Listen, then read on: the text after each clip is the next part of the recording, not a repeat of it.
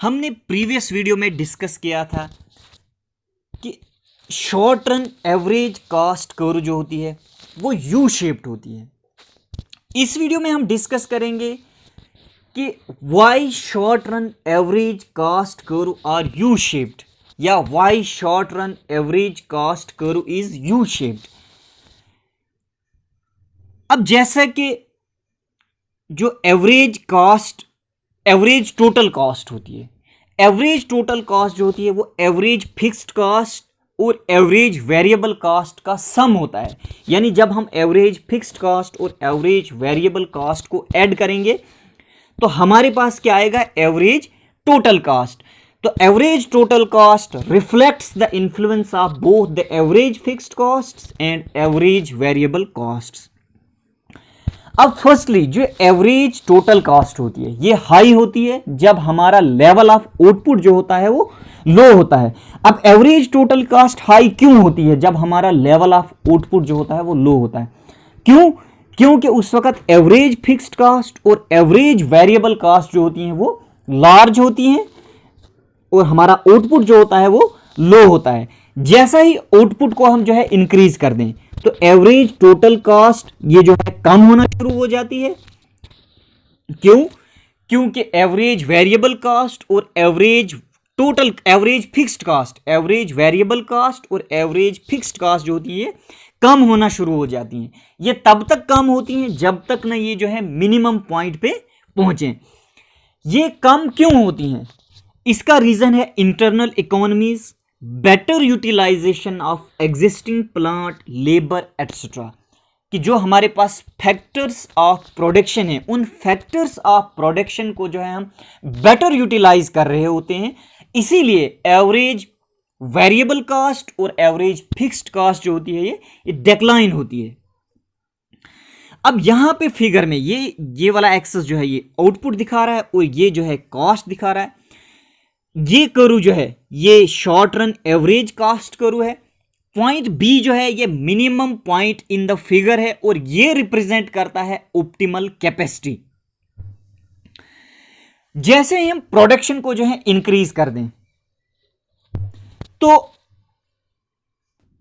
अगर हम minimum point के बाद प्रोडक्शन जो है वो इंक्रीज कर दें तो एवरेज टोटल कॉस्ट जो है वो बढ़ना शुरू हो जाती है। एवरेज टोटल कॉस्ट जो है वो राइज करती है। क्यों? Fall in average fixed cost is negligible in relation to rising average variable cost. कि जो एवरेज फिक्स्ड कॉस्ट वो जो है उसका फॉल जो है वो नेग्लिजिबल हो जाता है in relation to rising average variable cost. और जो rising portion of short run average cost curve का है results from producing above capacity. कि जब हम कैपेसिटी के से ज़्यादा जो है प्रोड्यूस करना शुरू कर दें और वहाँ पे फिर क्या आ जाती हैं, internal diseconomies of management, labour etcetera आ जाता है। और ये रीज़न है कि short run average cost curve जो है वो यू शेप्ड होती है। जो यू शेप है short run average cost curve का, इसको हम एक्सप्लेन कर सकते हैं। इसको हम जो है लॉ ऑफ वेरिएबल प्रोपोर्शन जो है उसके हिसाब से भी हम ये बता सकते हैं कि short run average cost curve जो है वो यू शेप्ड क्यों होती है। देखिए जो लॉ ऑफ वेरिएबल प्रोपोर्शन है वो हमको क्या बताता है? ये बताता है कि when the quantity of one variable factor is changed while keeping the quantities of other factors fixed, total output increases but after some time it starts declining। कि जब हम वेरिएबल फैक्टर की जो क्वांटिटी जो है उसको इंक्रीज कर दें और जो फिक्स्ड फैक्टर है वो फिक्स्ड फैक्टर हमारे पास उतना ही रहेगा, उसमें हम कोई भी चेंजिंग नहीं लाएंगे। टोटल आउटपुट जो है वो पहले इंक्रीज होगी लेकिन आफ्टर सम टाइम, कुछ टाइम के बाद ये टोटल आउटपुट जो है हमारे पास वो जो है कम होना शुरू हो जाएगी, वो डिक्लाइन होगी। अब जैसे मशीन्स है, इक्विपमेंट है और स्केल ऑफ प्रोडक्शन जो है ये फिक्स्ड फैक्टर्स ऑफ प्रोडक्शन है, ये शॉर्ट रन में ये चेंज नहीं होती है। और जैसे लेबर है, रॉ मटेरियल है, ये जो वेरिएबल फैक्टर्स हैं शॉर्ट रन में हम इनको जो है चेंज कर सकते हैं। अब जब when increasing quantities of variable factors are applied on the fixed factor, तो उस कंडीशन में law of variable proportions operates, यानी कि जब when variable factors like labour is increased in equal quantities production rises, कि जब हम वेरिएबल फैक्टर जैसे लेबर इसको इंक्रीज कर दें फिक्स्ड फैक्टर के साथ, प्रोडक्शन पहले राइज होगी, तब तक जब तक हमारे पास जो फिक्स्ड फैक्टर हैं जैसे मशीन है, इक्विपमेंट है, उनको हम मैक्सिमम कैपेसिटी पे जो है यूज कर रहे हैं। उसके बाद क्या होगा, in this stage average cost of firm continue to fall, जो एवरेज कॉस्ट है फर्म की वो कम होना शुरू हो जाएगी, तब तक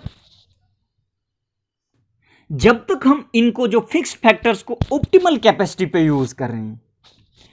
तो due to operation of law of increasing returns, when the variable factors are increased further the firm is able to work the machines to their optimum capacity, कि जो फर्म है वो मशीन्स को, जो इक्विपमेंट है, जो फिक्स्ड फैक्टर है उसके, उनको जो है वो ऑप्टिमम कैपेसिटी पे उनको उनसे जो है वर्क करवा रही है।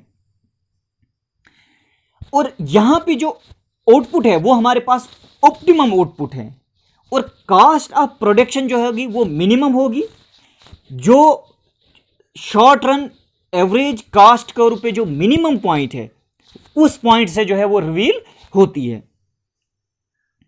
अब अगर फर्म जो है वो आउटपुट जो है उसको बढ़ाने की कोशिश करे by increasing the quantities of variable factor, the fixed factors like machines would be worked beyond the capacity, कि वो अपनी कैपेसिटी से ज्यादा काम कर रहे हैं, और इससे जो होगा क्या होगा, डिमिनिशिंग रिटर्न्स आएंगे।